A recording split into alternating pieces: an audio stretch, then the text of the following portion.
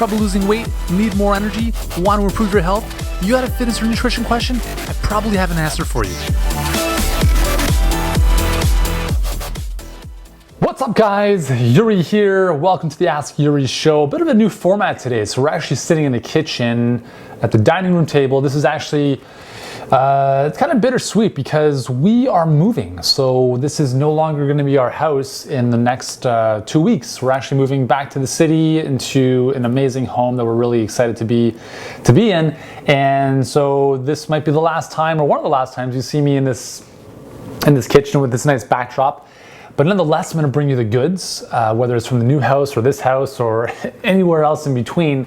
And today we're going to be talking, I'm going to answer 3 questions today, if that's cool with you. So I'm going to be talking about flatulence and gas. We're going to be talking about, just give me a second here. We're going to be talking nutritional types of food. And we're also going to be talking about, I think that's about it. Yeah, let's start with those 2. So we'll talk about flatulence, and we will talk about what to eat and when for optimal function. Cool? All right, so let's jump in. So I've got a question here. It's on the good old laptop. I'm reading off here from Amy Schultz. She's actually one of our All Day Energy Bars customers, and if you're unfamiliar with those, you can get them at alldayenergybars.com. If they're in stock, they're awesome. But here's what Amy says, or is asking. She's saying, while delicious, these bars give me terrible stomach pain / gas, which I'm assuming is from the inulin and the chicory roots. If I eat just a little bit of the bar every day, can I train my system to digest this beneficial prebiotic fiber? Well, Amy, yes, and actually good for you for pretty much understanding exactly what's going on. So inulin is a very, very important prebiotic. It's actually food for your good bacteria, but the problem is that we don't get enough of it in our diet. It's very tough to get from regular foods. So that's why certain health foods like our all-day energy bars, we've actually included chicory root, which is the most prominent source of inulin fiber out of pretty much any food on the planet. And it's a prominent source of fiber in our bars. Mainly because it has a lot of beneficial effects, as well as it helps the bar just kind of come together a lot more. So if you again, we have, maybe a small segment of our customer base who've been enjoying the bars have experienced this gas. And if you experience discomfort or gas, here's what I'm going to suggest you do is just taper down. So instead of having 1 bar at a time, maybe you have a third of a bar or half a bar, and build up your tolerance. Because essentially what's happening is that you want to give your gut some time to readjust. A lot of times where people start getting flatulence and gas, whether it's from inulin or other compounds, a lot of times it could be because of dysbiosis, which is kind of like an imbalanced gut bacteria. So remember, they might be used to getting, when I say they, I'm talking about the good bacteria, they might be used to getting sugar and not so good foods. So when you start introducing like our all day energy bars, which are amazingly good for you, chicory root fiber, chia seeds, quinoa, almonds, coconut, cocoa, cacao, it's incredible, beautiful taste. It might take a bit of time for those bacteria to adjust. It's the same thing with raw potato starch. It's something so I'm so excited about that you can get at your health food store, and it has so many benefits for the health of your gut and your entire body. But in a lot of cases, some people get that initial discomfort and gas because their gut is just not used to it. So you want to basically build up tolerance to that, where you're kind of increasing your dosage over time, and that's pretty much the way to do it. So Amy, awesome, thank you so much for the question. If you're one of our customers and you're wondering the same thing, then hopefully this gives you the answer. So there's no real like damaging things that are going on here. I know it's a little bit uncomfortable for the first couple days. I experienced that as well the first time we were actually experimenting and developing the bar. It went away within a couple days, so that's there you go. So let's move on to our next question, which is a really good one actually. I think this will really serve you nicely. This is from Maggie Shea, and she is asking, I'm wondering what your thoughts are for the best nutritional types of foods for certain times of the day, breakfast, lunch and dinner, in respect to like protein and fat for breakfast versus fruit and veggie smoothies versus oatmeal. That's an awesome question, and I think this is actually really important to talk about. This is it's one of those things where we've been led to believe something completely false, thanks to the cereal companies, which are telling us we have to wake up in the morning and have cereal, especially Frosted Flakes and Fruit Loops. But if we want a slightly healthier version, then we can go to Cheerios and Raisin Bran and stuff like that. It's just a bunch of nonsense, okay? Now, I talk about this extensively in my upcoming book, The All Day Fat Burning Diet, with respect to meals and what or specific food types at what times of the day, or what areas of the day you want to have them.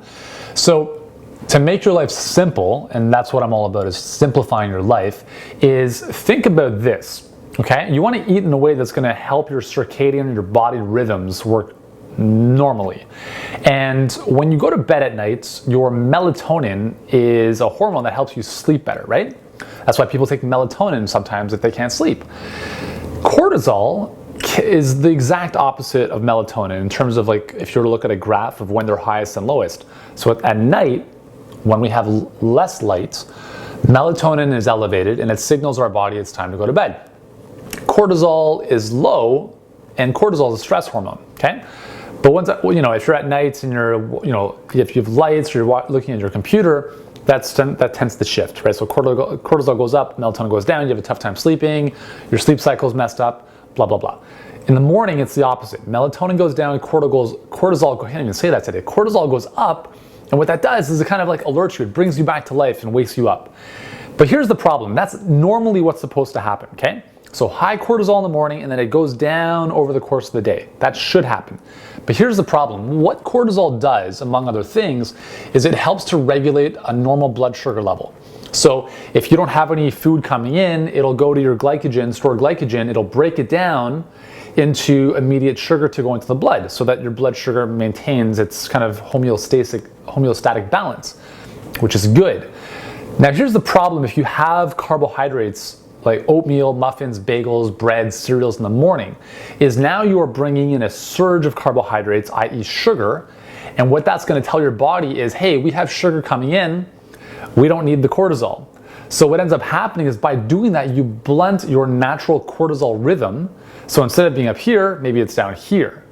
And that, maybe not after one day, but if you do that consistently, that can start to really offset your natural circadian rhythm, which can lead to a whole host of problems. And I talk about this as it pertains to weight loss, because if you can't figure out why you can't lose weight, it's probably not as simple as you think. There's probably a host of things happening inside your body you're not even aware of. And it could be as a result of doing things like this. So have your carbohydrates later in the day. I know that sounds completely counterintuitive, but remember, we want cortisol to be lower later in the day. If you have carbohydrates later in the day, that's naturally going to keep your cortisol lower.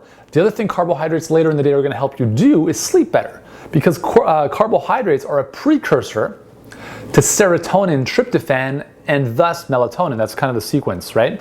So it's kind of completely counterintuitive to what you've been taught. Don't eat carbs later in the day, you're going to store them as fat. It's nonsense. It doesn't really matter when you have them, total calories in, whatever. As long as you're burning enough calories, you're not going to store anything, okay?